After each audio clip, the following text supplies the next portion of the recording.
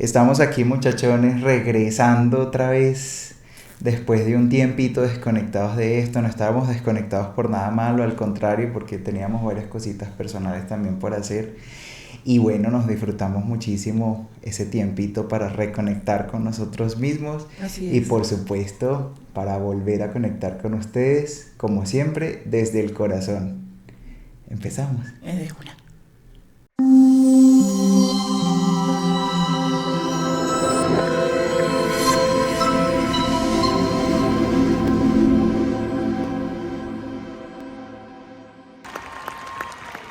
Hola, yo soy Eve. Hola, y yo Ángel. Estamos aquí en Mariqueando. Sí, qué emoción. Volvimos. Sí, acá estamos otra vez, qué rico. No estaban muertos, estaban de parranda. Estábamos de parranda trabajadora. Sí, Porque, oye, teníamos un montón de cosas de trabajo a nivel individual. sí, Y también era un mes muy importante a nivel familiar. muy movido. Ajá, era el cumpleaños número 18 de mi hija menor, mi cumple también, Sí. el Pride. Sí. Habían un montón de cositas por ahí pendientes por hacer, personas nuevas, conociendo muchas cosas, han llegado cosas muy bonitas a nuestras vidas, entonces bueno, por eso estábamos un poquito alejados, pero aquí estamos, Así renovados, llenos de energía, y venimos a hablar sobre algo muy chévere. Así es, la historia del bendito Pride. Sí, Qué la curioso. marcha del orgullo, algo que nos gusta, nos enorgullece, estuvimos en la marcha y nos sentimos muy contentos y tenemos las ganas de darles a conocer un poquito del contexto histórico Así de la es. marcha, por qué se da la marcha y cómo nace la marcha. Sí, qué curioso, ¿no? Ujú. Habitualmente nuestra comunidad tiende a participar de la marcha, lo disfrutan, es un parche para pasar bueno, para tomar, Para rumbear, parrandear. ponerse su ropa de colores, verse distinto, verse lindo, hacer Como esas expresión cosas. artística también. Exacto, una muchos. expresión artística, hacer cosas que en su día a día no harían. Sí. Otros también mostrar su arte, drags, Exacto. trans, artistas, pintores con sus pancartas. Es un día muy especial y muy colorido, que es lo que representamos nosotros, Sí. pero esto tiene un trasfondo y un trasfondo político y un trasfondo bastante complejo. Sí. Entonces de eso vamos a hablar hoy. De eso vamos a hablar, así es. Y bueno, lo primero es entender que viene a representación del Día Internacional del Orgullo LGBT. O sea, ese es el nombre, el Día Internacional del Orgullo LGBT. Exacto. Que Se celebra todos los 28 de junio. se celebra los 28 Y de es a junio. raíz de los disturbios de Stonewall en Ujú. el 28 de junio de 1969. Imagínense, o sea, Sí. hace muchísimo tiempo. Sí. Y viene a raíz de disturbios. Bueno, ¿cómo fueron los disturbios de Stonewall? Consistió en una serie de manifestaciones espontáneas y violentas en protesta contra una redada policial que tuvo lugar en la madrugada de esta fecha, el 28 de junio de 1969, en un pub conocido como Stonewall Inn, ubicado en el barrio neoyorquino Greenwich de Village. Greenwich Village. Ajá. Este barrio neoyorquino, estos bares eran pues el sistema de los Estados Unidos, la ley en los Estados Unidos, había cierta persecución con las personas LGBTI y este bar pues admitía las personas, entonces se convirtió como en un sitio de reunión, pero Sí. habían unas redadas constantes de la policía en ese bar. Literalmente, o sea, era como ese lugar para pasar chévere de las lesbianas, de los gays, bisexuales y trans estadounidenses, ¿no? Ujú. El problema es que durante los 50 y 60 fue muy hostil a nivel político y a nivel legal para toda la gente para la de comunidad, exacto. De hecho, se crean un montón de grupos homofóbicos, Ujú. obviamente, pero también se crean los grupos homófilos. Es Así decir, es. estas personas Que estaban a favor apoyo. de la homosexualidad y a Exacto. favor de que homosexuales y heterosexuales no pelearan, no hubieran diferencias, no hubieran desacuerdos. Entonces había un gran movimiento político en la década de los 60 Sí. a raíz de otros movimientos culturales, sociales y rebeldes, por decirlo así. Eran unas épocas muy turbulentas porque estaban los hippies, las comunidades afro, la contracultura, un montón de manifestaciones de la guerra de Vietnam. Contra la guerra de Vietnam. Sí, porque no todo el mundo en Estados Unidos estaba de acuerdo con la guerra. No estaban a favor, porque hay pacifistas, hay personas que son objetores de conciencia y no están a favor de las armas, entonces... No, hay personas que están muy claras de que como tal la guerra lo que hace es producir sangre y literalmente matanzas y plata para los ya sumamente poderosos. Es una vaina que no tiene ni sentido en muchos contextos. Pero bueno, era un momento histórico crucial para la política estadounidense y también para los movimientos sociales. Sí, fueron momentos neurálgicos en los Estados Unidos y entonces a raíz de estos movimientos se da dentro de toda esta neuralgia y de toda esta turbulencia social y política, se da por las redadas que habían constantemente. Recordemos o dejemos de saber que estos bares, donde eran como gay friendly, eran propiedades de las mafias italianas. Sí, específicamente el Stonewall Inn, que era como el que tenía más auge, era propiedad de la mafia italiana. Exacto. Entonces, claro, estas redadas policiales no le convenía a ellos tampoco. Claro, porque no se podían enfrentar a la mafia tan fácilmente. Exacto. Y ellos brindaban ese cobijo de alguna otra forma. Yo siento que eso fue lo que envalentonó a las personas de la comunidad a rebelarse en contra de estas redadas policiales injustas por demás. Claro, obviamente eran sumamente injustas, pero me parece muy interesante que de alguna otra forma la mafia italiana haya estado involucrada en un sitio que le daba cobija a las personas sin techo y al mismo tiempo pues a la gente de la comunidad. Claro. Y que ellos representaran ese peso económico, político y obviamente armamentista. Sí. O sea, era una vaina muy, muy, muy interesante para mí. ¿Tú hubieras pensado, Amorchis, que en la historia de la comunidad de alguna u otra forma la mafia italiana hubiese colaborado para el crecimiento de forma secundaria, claro está, pero... El macho italiano, no se me hubiera pasado por la cabeza. De hecho, cuando estábamos investigando yo decía, la mafia, decía mafia, punto, Serbia, no sé qué, y yo leí mafia Serbia. No, la mafia serbia no existía. Sí. Pues los serbios ni siquiera existían como país en ese entonces. O sea, sí existía el territorio serbio, pero eran parte de Yugoslavia. Pero qué curioso toda la vaina mafia serbia y después nosotros como, la mafia serbia. La importancia de leer bien y de tener en cuenta las tildes. Sí, totalmente. Bueno, y Serbia es con B grande, Serbia no. Sí. Pero dije, no, un horror ortográfico. Marica, qué curioso, hubiera sido una vaina, un dato curioso, yo histórico. Yo aquí toda pinchada diciendo la mafia serbia. La mafia serbia, imagínense, parce, qué caja. Aparte quiero comentar algo sobre los jóvenes sin techo. Sí. Se habla mucho en esta época cuando empieza todo este, digamos, boom de las personas de la comunidad saliendo del closet, diciendo en sus familias que eran homosexuales, muchos jóvenes, hombres y mujeres, se quedaron sin techo, se quedaron en la calle literalmente porque sus papás simplemente no lo aceptaban. O sea, digamos ahora es mucho más sencillo decir, hey, soy gay, o soy lesbiana, o me gusta esto o aquello. En esa época era algo muy complejo y a su gran mayoría de personas la sacaban de su casa. Entonces se presentaba muchísima indigencia homosexual. Así y de ahí prostitución homosexual. Y de ahí drogadicción homosexual. O sea, todo esto va llevando... Todo va como en función de la misma vaina del abandono y pues obviamente de la carencia afectiva y de la falta de amor, que siempre va a ser una vaina sumamente importante. Entonces, bueno, ahí tenemos que ese apoyo, por llamarlo de alguna forma, ayudó a fomentar que la comunidad se rebelase, ¿sí? Y tras los disturbios como tal de Stonewall, los gays y las lesbianas de Nueva York hicieron frente a esos obstáculos de índole generacional, de clase, obviamente de género, para formar una comunidad más cohesionada. Claro, se forma todo este grupo de personas con este objetivo de realizar protestas Sí.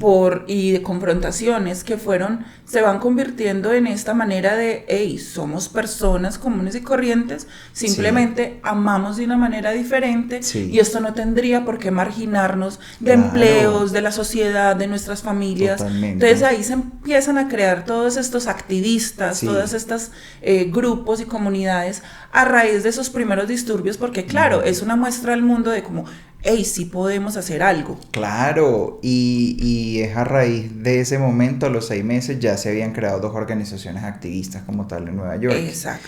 con ese objeto de realizar esas protestas confrontativas de alguna forma, ¿no? Ujú. Y eso también pues ayudó a que se fundaran 3 periódicos que traían contenido a la comunidad. Exacto, estos 3 periódicos se encargaban obviamente de informar a la comunidad sobre eventos, reuniones, convocatorias que se hacían a raíz de todo esto tan neurálgico que pasó este 28 de junio en Stonewall, que es ahí que celebramos el Día Internacional del Orgullo a nivel mundial. Exactamente, y bueno, importante acá, muchachos, traer a colación que la autora Catherine McFarland Bruce, autora del libro Pride Parades,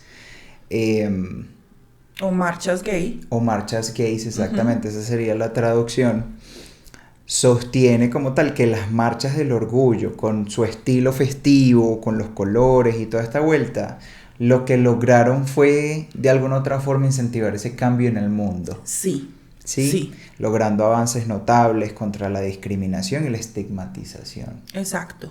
Después de este famoso 28 de junio en el 69, el año siguiente, las primeras marchas del orgullo se realizan obviamente en el 70, en Nueva York, en Los Ángeles, San Francisco y Chicago, como celebración del aniversario de los disturbios de Stonewall.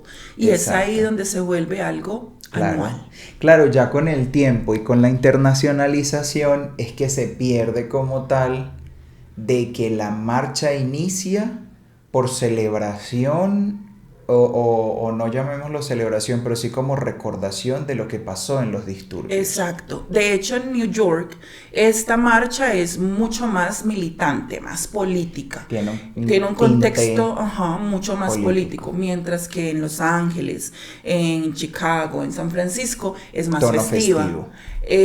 Claro, ellos no fueron quienes vivieron esto que pasó en New York, entonces lo toman simplemente como sí, vamos a homenajearlos, pero vamos a festejar. Es por eso que le empiezan a llamar la Marcha del Orgullo. Sintámonos orgullosos de quiénes somos y de lo que somos y mostrémoslo al mundo. Mientras que en New York seguía siendo un acto conmemorativo, un acto político, militante de esto que pasó en Stonewall. Yo quiero traer a colación otro autor muy importante para esto. Su nombre es Heinz Suyin. I guess that's the pronunciation.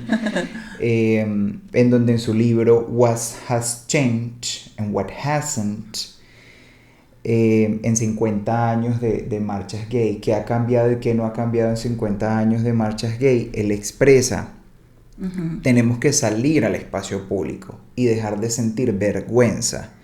De lo contrario, la gente nos va a tratar como freaks. En realidad, esto debe ser una marcha de afirmación y declaración de nuestro orgullo. Así es. Y siento que con los años son más multitudinarias, son más bellas, siguen siendo muy políticas. Yo asisto a la marcha desde hace muchos años, digamos que desde que salí del closet trato de ir cada año y siempre estoy pendiente qué mensajes hay, cuáles son los carteles, cuál es el mensaje que pedimos. Hemos conseguido a nivel mundial un montón de cosas, matrimonio igualitario, adopción en muchos países, en otros no tanto, ya vamos a hablar de eso también, pero sí ha servido, sí ha reivindicado nuestros derechos, porque la gente dice es que exigen cosas de más, no estamos exigiendo nada de más, queremos lo mismo que ustedes tienen. Exactamente, lo que pasa es que yo siento, y no sé qué opinas vos al respecto, Morchis, que cuando la gente tiene un derecho a nivel constitucional, muchas veces como ya tienen tantos años con él, dejan de percibirlo como un derecho, sino que simple y llanamente está allí. Es como inherente para ellos. Es inherente para ellos, pasa desapercibido. Entonces, cuando alguien que no lo tiene lo exige, lo busca tener, ellos no le dan esa importancia porque para ellos simple y llanamente no es relevante el si lo usan o no. Exacto. Pero es que no se trata de poder usar tu derecho o hacerlo valer. Es el hecho de que literalmente puedas tener la misma oportunidad. Sin tener que pelearlo. Sin tener que pelearlo. Exacto, para una persona heterosexual casarse es algo natural. Deciden si lo hacen o les no. fastidia, de hecho, el matrimonio. En hacerlo. Exacto. Y tú sabes que hay una cosa bien interesante. Estaba leyendo en estos días algo que me pareció muy, muy importante, lo que está ocurriendo también en el mundo a nivel de ingeniería social. Uh-huh. Y es el hecho de que, bueno, se está de alguna u otra forma ni siquiera replanteando la estructura de la familia, que no sé si te acuerdas cuando en tu época de colegio te enseñaban sociales, te decían que la familia era el núcleo de la sociedad. Sí. A mí me lo enseñaron tal cual así. Tal cual. A pesar de venir de países diferentes, pero ¿no? así era. Qué arrecho, eso era qué lo increíble. Que le enseñan a uno. Lo que ellos hablan de ideologías, qué ideológico. Qué ideológico, claro que sí. Pero entonces ahora, en donde estamos transformándonos y estamos teniendo familias heterosexuales que no necesariamente representan el núcleo de la sociedad porque ya la sociedad cambió, es igualmente importante que exista un núcleo de la sociedad con familias también funcionales de homosexuales, de lesbianas, exacto, de bisexuales, o sea, de todo el espectro que involucra a nuestra comunidad. Porque si de alguna otra forma la sociedad sigue siendo constituida por ese núcleo familiar y hemos cambiado como sociedad, es absurdo a nivel de ingeniería social que nosotros como tal no pertenezcamos a la familia. Claro que sí. Adicional a esto, claro, se ve ahora mucho más frecuente cómo estas parejas hetero no consideran ni siquiera el hecho de tener hijos. Imagínate. O sea, no lo tienen ni siquiera en su imaginario. Sí. Conozco cantidades de muchachos de la comunidad lo quieren hacer, biológicos o adoptados que exacto. tienen un impacto social aún más grande. Claro, porque adoptar no es para cualquiera. Y de exacto. hecho, yo siempre he leído algo que me parece como, sí, toma lo tuyo. Cada que alguien dice, ¿y por qué van a adoptar los gays? Pues adoptamos los hijos que ustedes los heteros no quieren. Exacto, o sea, que así literalmente tiraron al abandono. Exacto. Obviamente hay casos muy delicados en los que, bueno, yo siento que juzgar a una madre o un padre con un tema es muy complejo y eso es otro tema. Pero de igual forma, claro, hay muchos que lo hicieron por pirobada. Exacto. ¿Cuántos niños no hay en el sistema que crecen en el sistema porque nunca nadie los adoptó? Nunca tuvieron una familia. ¿Y cuántos niños no hay en el sistema que entran de 5 o 6 años y porque ya no son bebés, las parejas hetero ya no los adoptan? Sí. Y las parejas homosexuales sí los están adoptando, claro, y sí los están amando, y sí les están dando por el hecho de que uno entiende por vivencia propia qué significa el abandono. El abandono, exacto. Porque muchos fuimos comunidad abandonados. Sí entiende que es el rechazo por no ser lo ideal. Exacto. Entonces... me dieron ganas de llorar. Ay, amor. Bueno, respiramos profundo y echamos para adelante.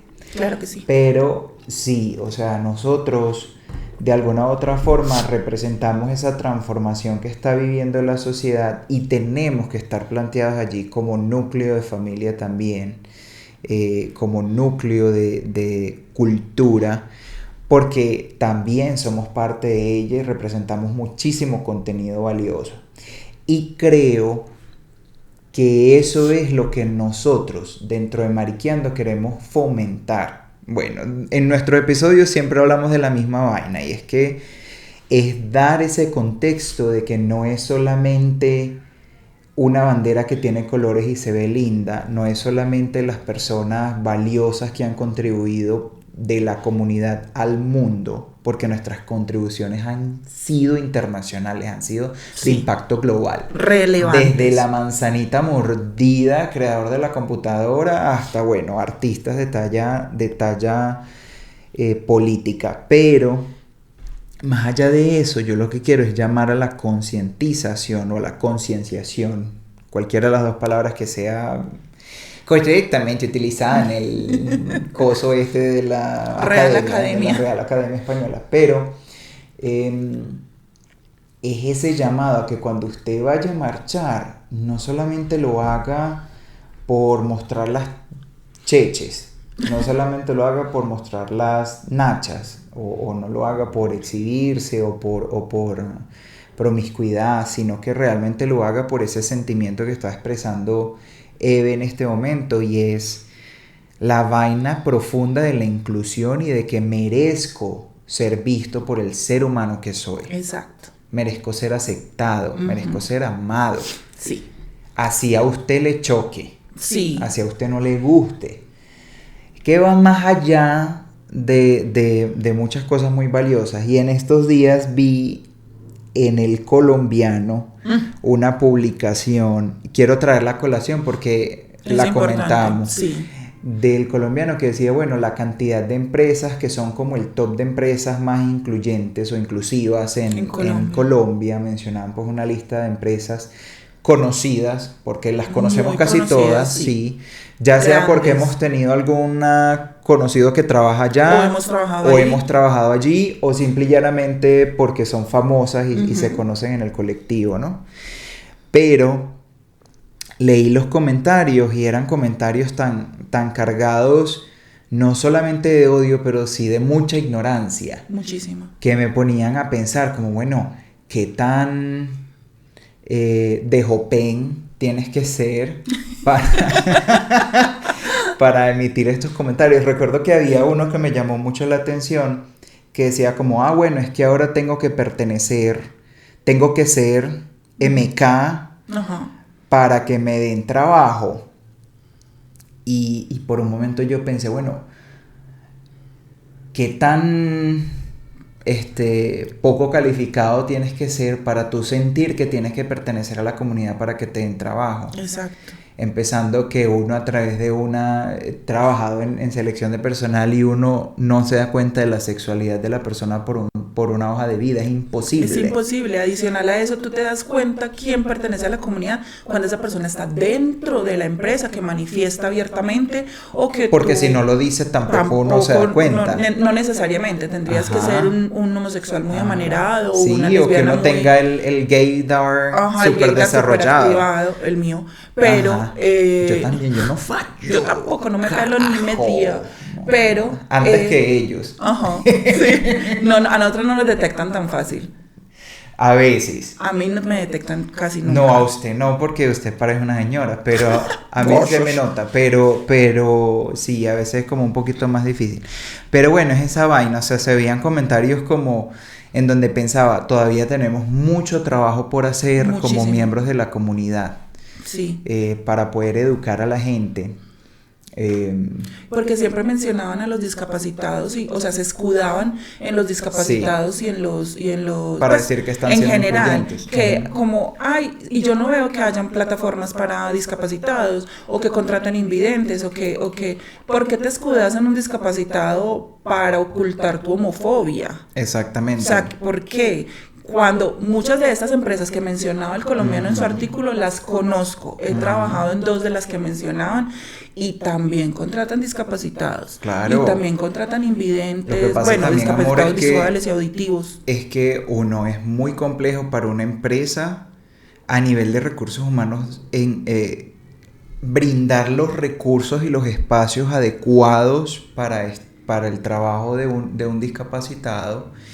Y lo otro que es sumamente importante tomar en consideración es que a nivel estadístico, la cantidad de personas con una discapacidad que disminuye sus capacidades de alguna u otra forma es mucho menor a la cantidad de personas que pertenecen a la comunidad. Uh-huh. Entonces también hay que tomar en consideración, tú no puedes decir que habemos la misma cantidad de maricas que de ciegos en Medellín. No, es imposible, marica, o sea, piensa, sí. No seas estúpido. Exacto. Cuando vayas a emitir una opinión, coño, analiza la vaina y tú dices, verga, ¿cuánta gente yo conozco sin una manito?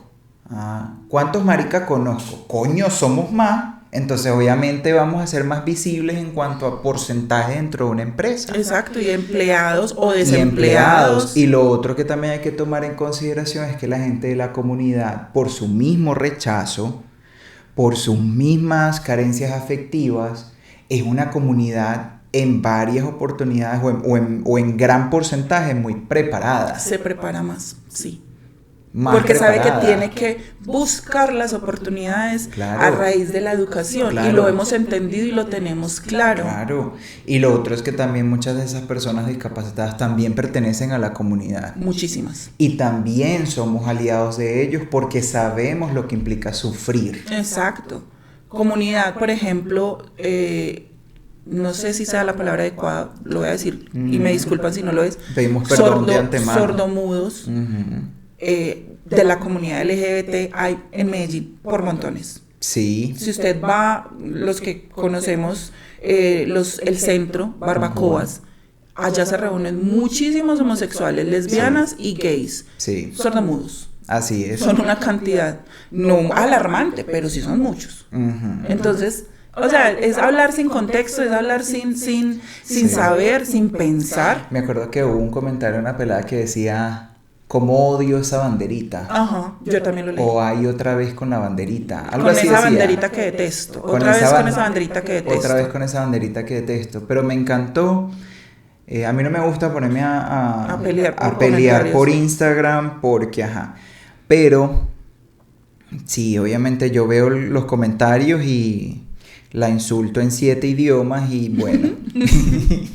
La insulto en valenciano, la insulto en maracucho, la insulto en gocho. En español, En en paisa, español, en paisa. en inglés, en francés. En inglés y en francés, no jodas, mamá güey. Pero bueno, listo. Yo veo el comentario y enseguida me meto que alguien le responde. Es que por personas como tú que dicen esa banderita, es que la banderita es necesaria. Yo quiero aplaudir a ese huevón. Sí. No vi quién era, pero lo aplaudo porque Sí. fue una respuesta Muy inteligente. muy inteligente Exacto. y totalmente acertada. Bueno. Bueno. La marcha neoyorquina, volviendo al tema, después de que nos emocionamos muchísimo, fue organizada inicialmente por el Frente de Liberación Gay, ¿no? Dirigido por Craig Rothwell, Ellen Brody y Brenda Howard. Brenda era una militante bisexual conocida como la madre del orgullo. Así es. Mucha gente no sabe de este contexto, pero en la comunidad homosexual, sobre todo entre los hombres homosexuales y las chicas trans, se habla mucho de la madre. La madre, ¿quién es la madre? ¿Lo habían escuchado? Déjennos también en los comentarios si ustedes habían escuchado pronto a alguna amiga o conocida que le dijeran, ay, la madre. Ay, ahí viene mi madre, o te presento a mi madre. Te presento a mi madre. Esto de la madre viene de algo muy histórico y viene de esto, del abandono de los chicos sin hogar. Es este grupo de chicas trans u hombres homosexuales que acogían a estos niños, porque muchos eran niños de 14, 15, 16 años, rechazados de sus casas, abandonados. Ellos los acogían y los llevaban a su hogar y les daban techo y comida y los ayudaban a tal vez trabajar o a cumplir sus sueños. Esto lo vemos en esta serie Pose, y de ahí también se crea la casa evangelista, la casa no sé qué, aquí en Medellín de hecho hay casas del Castillo, de La Rocha, hay casas así también, y todas estas trans u hombres homosexuales que acogían a estos pelados sin hogar, abandonados, eran a quienes llamaban la madre. Ella es mi madre, él es mi madre, porque la madre da nurturing, cobijo.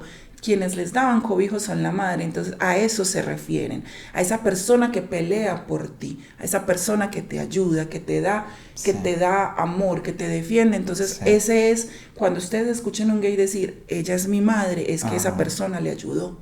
Sí. A eso se refieren. Qué y eso grande. era Brenda Howard. Yo aprendí esa vaina fue contigo. O sea, yo no había entendido, había escuchado mucho ay, ella es mi madre, o la madre, o ahí viene la madre, pero nunca había... De hecho, lo había asociado más con el hecho de la vaina que nosotros decimos jodiendo como, ay, es la tía. No, en realidad es por eso. Pero, vea, imagínense, súper valioso, muy importante. Y bueno, creo que es fundamental que nosotros también entendamos el trasfondo, ¿no? 2 años después, el 29 de abril, obviamente el 72, se realiza la primera marcha en Europa, que fue en Münster, Alemania. Imagínate, en Wow. Alemania. En Alemania, no. Qué loco. Juepucha, yo jamás me hubiera imaginado. Yo honestamente hubiera pensado que la primera marcha gay de Europa hubiera sido en el Reino Unido o en España. Sí, que son dos de los países más abiertos a nivel Sí. homosexual, donde se ve más apertura homosexual Sí. a nivel de Europa. Pero no, fue en Alemania. Fue en Alemania.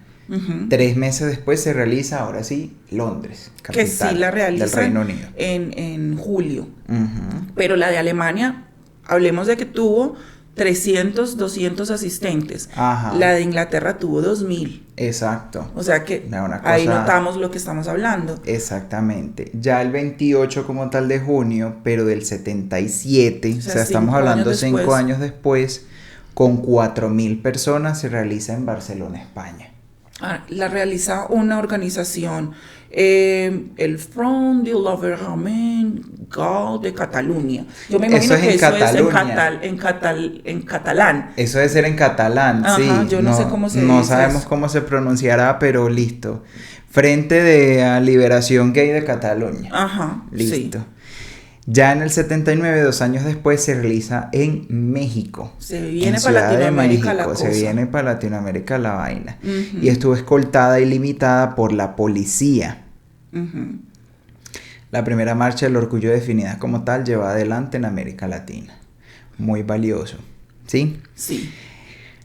Imagínense pues que identificamos que en el 83 fue en realidad donde se realiza la primera marcha del orgullo gay en Sudamérica. ¿En dónde? En En Bogotá, Bogotá. Colombia. Sí, esta marcha se venía gestando desde los 70 también, a raíz de ¿Era una 70 persona, o 77? ¿En como dónde? 72, 73, Ajá. a principios de los 70, Ujú. por un activista homosexual de apellido Velasco, no recuerdo el nombre en este momento, pero es él quien empieza con Sí. todo su movimiento y Su dice, hey, en el movimiento. mundo está pasando esto, en Colombia también tiene que pasar, pero no es sino hasta el 83 en el que se hace como esta primera marcha oficial. Lo que pasa es que no fue tan grande y de hecho en los registros aparece como la primera marcha a Suramérica, la de Buenos Aires, Argentina, que es en el La de Argentina 92, fue en el imagínate, 92, casi pero 10 no. años después. La inicial fue en Bogotá, En el Bogotá. 83, Ujú. casi 10 años antes. Exacto. Bueno, ya le sigue entonces la de Johannesburgo, Sudáfrica, Imagínense, en en África. el 90. Que hasta el sol de hoy África viene siendo uno de los países, de los continentes, perdón, Más homofóbicos. más homofóbicos del mundo. Claro, hay que tomar en cuenta que desarrollo. Sudáfrica tiene mucho mayor desarrollo. Acuérdate Que el resto de ellos África. son descendencia de los británicos. Ujú. Sí, fueron colonia británica pues por Por mucho muchísimo tiempo. En los 90, de hecho, todavía, cuando se da la marcha, estaban todavía con el lío del apartheid Ajá. y con la liberación de Mandela y un Ajá. montón de cosas. O sea, se realiza la marcha en medio de una cosa política impresionante. Impresionante. O Sí. sea, muy valioso tomar eso en consideración porque Sudáfrica ha vivido también muchas transformaciones. Gigantes. Ajá. Bueno, ya luego se realiza el 2 de julio en el 92, 2 años después de la de Johannesburgo en Sudáfrica, se realiza en Buenos Aires, Argentina, la primera marcha pues de ellos, Ujú. con 300 personas aproximadamente. Sí. Y no es sino hasta el 93 en que se realiza la primera marcha en Tel Aviv. O sea, Asia. Ujú. Imagínense, casi 20 y pico de años después, llegar a Asia. Asia, recordemos que también otro continente bastante Sí. homofóbico, donde hay un montón de países que todavía penalizan, Sí. sobre todo la Asia oriental, es decir, como Medio Oriente y Asia, ¿cierto? Ajá. Porque Tel Aviv es Egipto, pero Sí. esto hace parte de Asia. Sí. Viene siendo complejo, Sí. ¿cierto? Es una vaina jodida. Muy pesada. Hay una lista de países que son bien terribles, que la vamos a mencionar porque queremos hacerlo, nos parece muy valioso. relevante, sí, Sí. porque así como muchos ya podemos ser quienes somos, amar a quien queramos Y marchar. amar y marchar libremente. Hay muchos países que no. en el mundo que todavía no pueden hacerlo.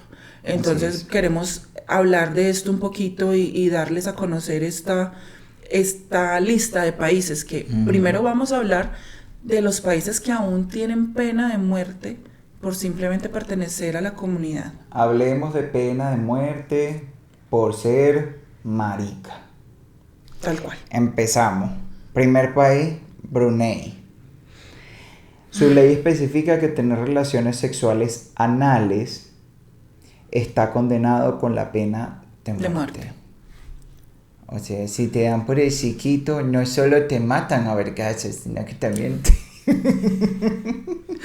te desviven, perdón, no se puede utilizar esa palabra. Siguiente país. Irán. Bueno, pues las relaciones homosexuales están consideradas sodomía. Y pues se condenan con pena de muerte en Irán. Pero pues bueno, es Irán. Sí. No vamos a decir nada más. Dios mío, Mauritania, África. Sí.